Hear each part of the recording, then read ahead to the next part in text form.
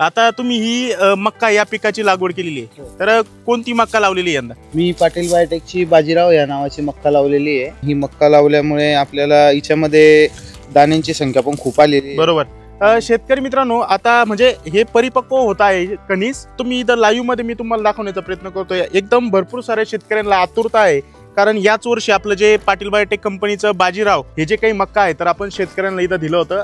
अतिशय तुरळक कमी प्रमाणात बियाणं उपलब्ध होतं, भरपूर कमी शेतकऱ्यांच्या कदाचित हे वाटेला आलेलं पाहायला मिळू शकतं। मित्रांनो, रब्बी हंगामामध्ये आपण या पिकाची इथं जी काही मक्याचं बियाणं दिलेलं आहे, रब्बी प्लस जे काही खरीप आहे आता येतोय जून मध्ये जुलैमध्ये भरपूर सारे शेतकरी मक्का या पिकाची लागवड करतात, तर त्यांच्यासाठी खास करून आता हा जो व्हिडिओ आहे तर तो महत्त्वाचा ठरणार आहे। राम राम भाऊ। राम राम। तुमचं सर्वप्रथम नाव सांगा, गाव सांगा। राहुल शामकांत पाटील, राहणार आमखेडा, तालुका सोयगाव, जिल्हा छत्रपती संभाजी। बरोबर। दादा, तुम्ही या मक्याची लागवड कोणत्या महिन्यात केली होती? डिसेंबर मध्ये केलेली होती। डिसेंबर या महिन्यात केली होती तुम्ही मक्याची लागवड।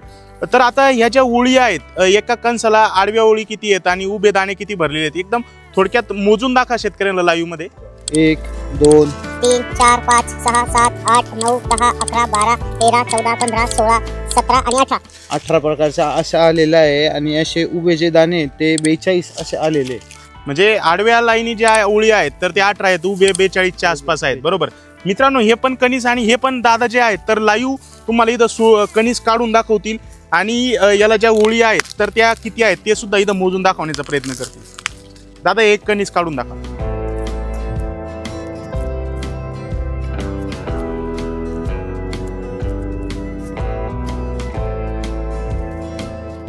आता आपण या कणसाचे सुद्धा ज्या काही ओळी आहेत आणि तुम्ही हे सुद्धा कणीस पाहू शकता, एकदम टपुरा कणीस आहे मित्रांनो, आणि पूर्ण टोकापर्यंत जे काही दाणे आहेत मक्याचे तर ते इथं भरलेले पाहायला मिळत आहेत। दादा, मोजा, ओळी मोजा।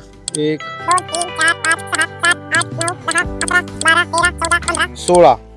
मित्रांनो, या कणसाला सुद्धा 16 ओळी तिथं भरलेल्या आहेत आणि उभे दाणे सुद्धा आपल्याला 40-45 दाण्याच्या आसपास दाणे तिथं पाहायला मिळणार आहे। मित्रांनो, बऱ्यापैकी 16 ते 18 ओळीपर्यंत एका कणसाला तिथं दाण्याच्या ओळी आपल्याला पाहायला मिळत आहे। आणि आता ओला आहे कणीस, त्याच्यामुळे वजन आपण इथं मोजून नाही दाखवू शकत, परंतु ज्यावेळेस पूर्णपणे याची आपल्याला काढणीला येईल हे कणीस तर त्यावेळेस सुद्धा आपण याचं एका गुट्टीचं एका बिट्टीचं वजन जे आहे तर ते शेतकऱ्यांनी इथं लाईव्ह मध्ये मोजून दाखवण्याचा प्रयत्न करणार आहोत। मित्रांनो, या आपल्या बाजीराव या मक्याचं वैशिष्ट्य म्हणजे काय आहे, जे कणीस आहे मित्रांनो बऱ्यापैकी 4-5 कांड्यावरच आपल्याला जे कणीस आहे तर ते भरलेलं तिथं पाहायला मिळते। आता ते कणीस सुद्धा आपल्याला इथंच आलेलं पाहायला मिळतं।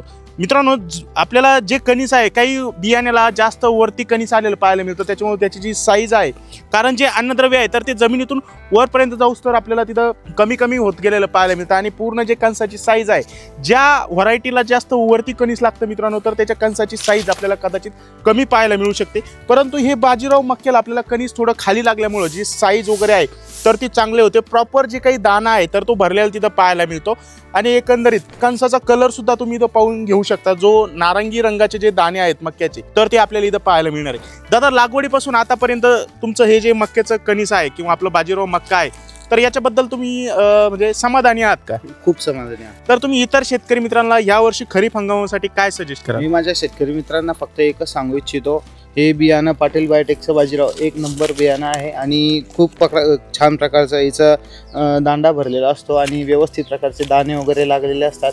तर शेतकरी मित्रांना मी एकच सांगू इच्छितो, प्रत्येक शेतकऱ्याने हे मक्का लावल्या गेली पाहिजे।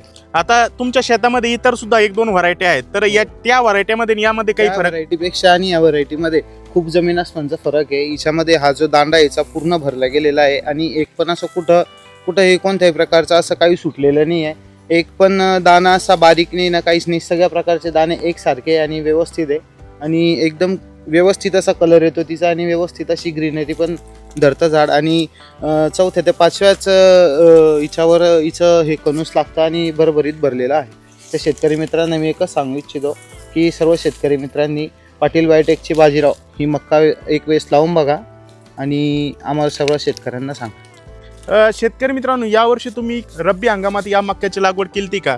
तुम्हाला कशा प्रकारे उतार येतोय तर ती सुद्धा माहिती आपल्याला कमेंट बॉक्समध्ये कमेंट करायला विसरू नका। पुन्हा भेटू या नवीन पिकासंदर्भात नवीन व्हिडिओमध्ये, तोपर्यंत राम राम। चॅनलला सबस्क्राईब करून जा।